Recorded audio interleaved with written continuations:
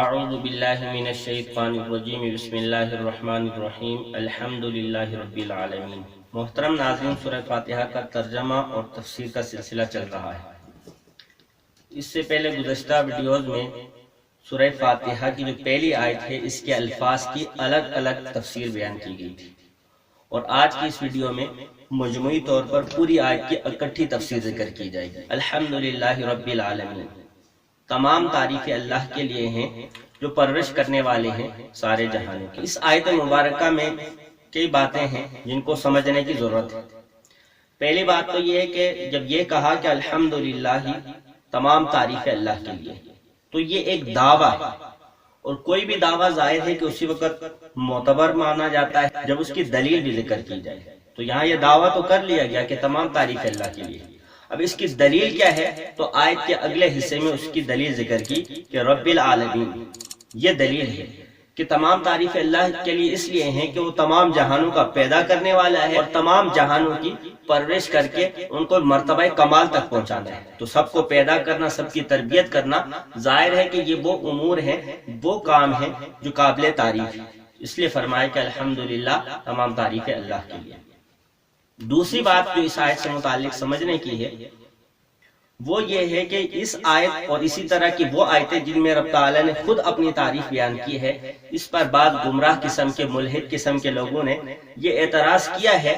کہ اس سے ثابت ہو رہا ہے کہ یہ اللہ کا کلام نہیں ہے،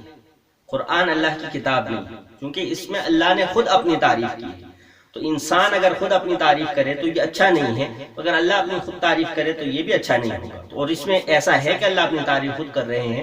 معلوم ہوا کہ یہ رب تعالیٰ کا کلام نہیں ہے، تو اس انداز سے اعتراض کیا گیا۔ تو اس کو سمجھ لیں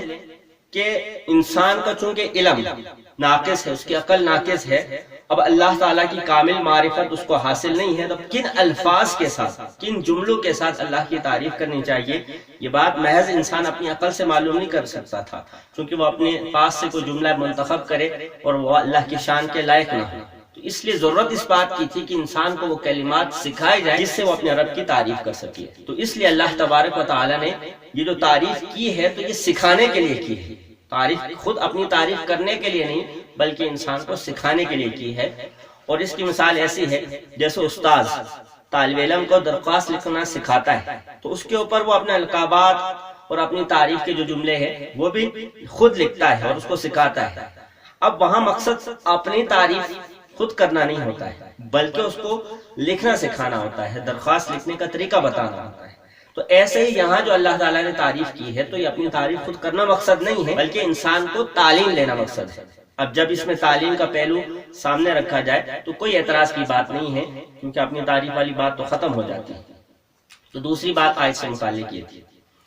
تیسری بات جو اس سے معلوم ہوتی ہے وہ ایک ادب معلوم ہوا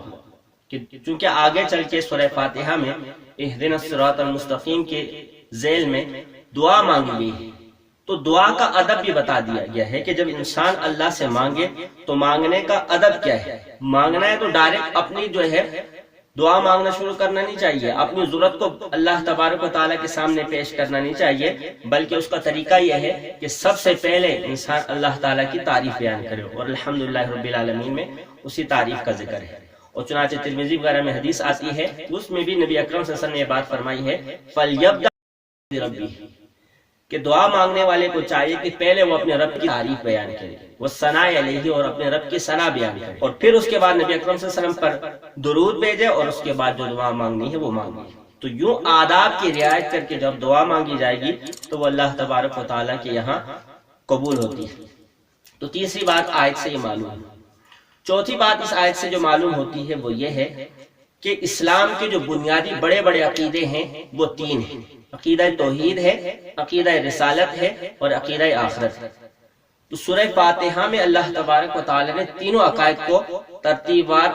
ایک ایک آیت میں بیان کیا ہے۔ تو اس پہلی آیت میں عقیدہ توحید کو بیان کیا ہے۔ عقیدہ توحید کا مطلب یہ ہے کہ اللہ تبارک و تعالیٰ کو اس کی ذات میں اور اس کی صفات میں یکتا اور تنہا ماننا، کسی کو اللہ کا شریک نہ کرنا۔ اب یہ عقیدہ توحید اس آیت سے کیسے ثابت ہوتا ہے؟ وہ اس طور پر کیونکہ فرمایا کہ اللہ رب العالمین ہے، اور عالمین کے متعلق پہلے بھی عرض کیا گیا تھا کہ یہ عالم کی جمع ہے، اور اللہ کے علاوہ جتنا کچھ بھی ہے،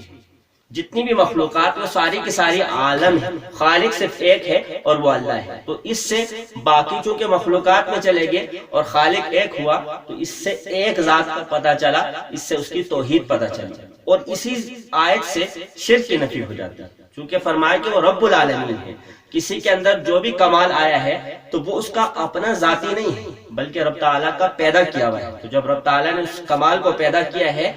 تو جس ذات نے اس کمال کو پیدا کیا ہے اس ذات کو ہی اپنا معبود اور الہ ماننا چاہیے، اسی ذات کی عبادت کرنی چاہیے، اسی کے نام کی نظر و نیاز ہونی چاہیے، کیونکہ کمال اسی کا دیا ہوا ہے، نہ یہ کہ اس کمال عطا کرنے والے کو چھوڑ کر جس میں کمال پیدا کیا گیا ہے اس کی انسان عبادت اور اس کی پوجا شروع کر۔ اس آیت سے، اس انداز سے عقیدہ توحید جو اسلام کا بنیادی عقیدہ ہے، جو آخرت کی نجات کے لیے ضروری ہے، وہ یوں ثابت ہو گیا۔ پھر رب العالمین سے مزید دو باتیں معلوم ہوئی۔ ایک بات تو یہ معلوم ہوئی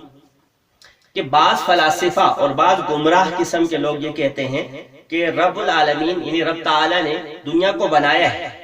تو دنیا کو بنا لیا، اس کے بعد دنیا کو چھوڑ دیا ہے، اور اب دنیا کو رب کی ضرورت نہیں ہے، اب دنیا کا نظام خود چل رہا ہے۔ تو صفت رب یہاں ذکر کر کے بتا دیا کہ اس نے بنایا بھی، ہر لمحے وہ پرورش کر رہے، تربیت کر رہے، تو کوئی لمحہ کوئی وقت دنیا پر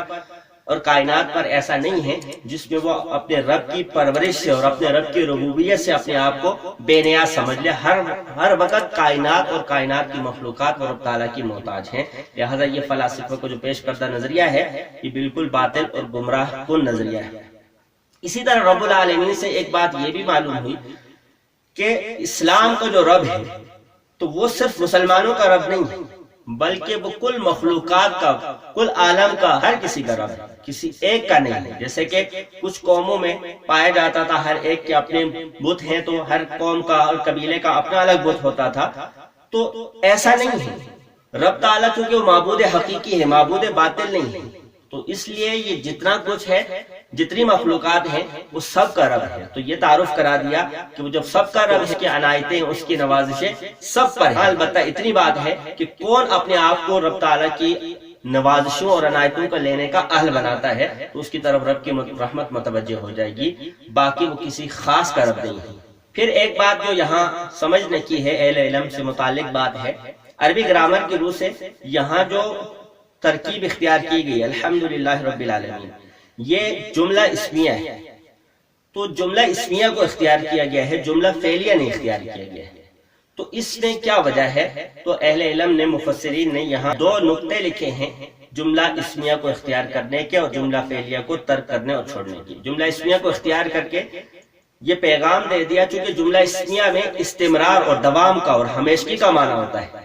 جبکہ جملہ فعلیہ ظاہر ہے کہ وہ کسی نہ کسی زمانے کے ساتھ، ماضی، حال، مستقبل، کسی ایک زمانے کے ساتھ خاص ہوگا۔ تو اگر جملہ فعلیہ کے ساتھ تعریف ہوتی تو یہ تعریف کسی محدود زمانے میں ہوتی، جبکہ جملہ اسمیہ سے جو تعریف کی گئی تو وہ کسی زمانے کے ساتھ خاص نہیں ہے بلکہ وہ ہمیشہ کے لیے ہے۔ تو تعریف میں وہ تعبیر اختیار کرنا جو سب زمانوں کو شامل ہو، یہ زیادہ بہتر ہے بنسبت اس تعبیر کے اختیار کرنے سے جو کسی ایک زمانے کے ساتھ خاص ہو۔ ایک وجہ تو یہ لکھی گئی۔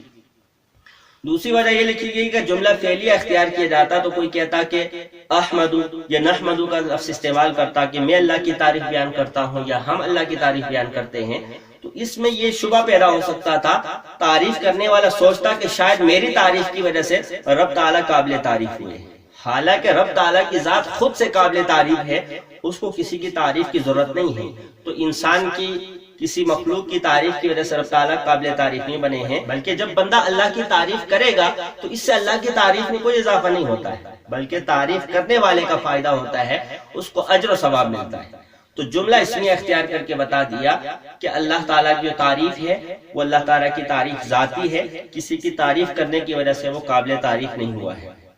بہرحال تو یہ پہلی آیت سے متعلق جو ضروری باتیں تھیں جو آپ کے سامنے عرض کی گئی۔ اب آخر میں گزارش یہ ہے کہ قرآن کریم کا باضابطہ ترجمہ اور تفسیر سیکھنے کے لیے ہمارے اس چینل تعلیم اسلام میڈیا کو سبسکرائب کر لیں اور اس ویڈیو کو اپنے دوستوں کے ساتھ شیئر کریں۔ وآخر دعوانا الحمدللہ رب العالمین۔